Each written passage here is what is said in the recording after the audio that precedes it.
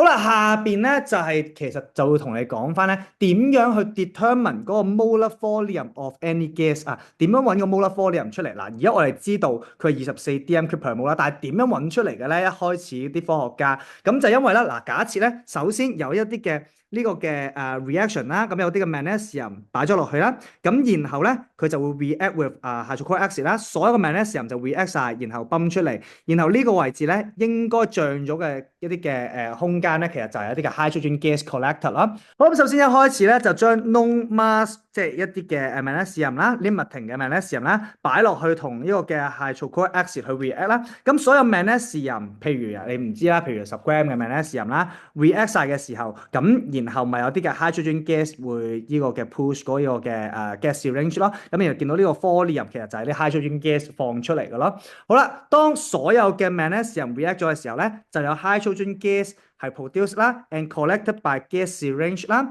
然後我係應該揾到咧有幾多 volume of 嗰個嘅hydrogen gas form 嘅。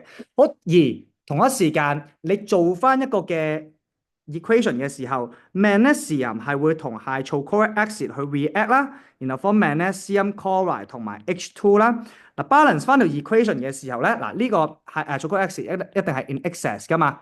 好啦，呢個嘅 mole 你見唔見到會同 hydrogen 嘅 mole 係點啊？係應該一樣嘅。呢個位置係 known mass of magnesium 啊。咁啊，我咪知道其實乜 magnesium 我講幾多 mole 咯，從而我應該會知道 hydrogen 有幾多 mole 咯。OK，咁我揾到個 mole 嗰個位置咯。好啦，咁就係第三句所講嘅嘢啦。The moles of hydrogen gas will be equals to the moles of magnesium，因為1:1嘅大家係。咁然後啦，你有個 mole，你有個 mole 啦，上邊呢個位置你有個 mole，然後呢個位置你有個 volume of hydrogen gas form 啊嘛，你只要將個 volume 除翻個 mole，你最尾咪揾到個 molar volume of hydrogen gas 咯。咁 which 咧其實就應該大概亦都係等於24 dm/mol 嘅。OK，咁啊，亦都係即係重點係揾乜嘢咧？如果佢叫你 suggest 一個實驗嘅時候，你揾到嗰個 volume 啦，仲要揾到個嗰個嘅 moles of gas 咯。OK，moles of gas。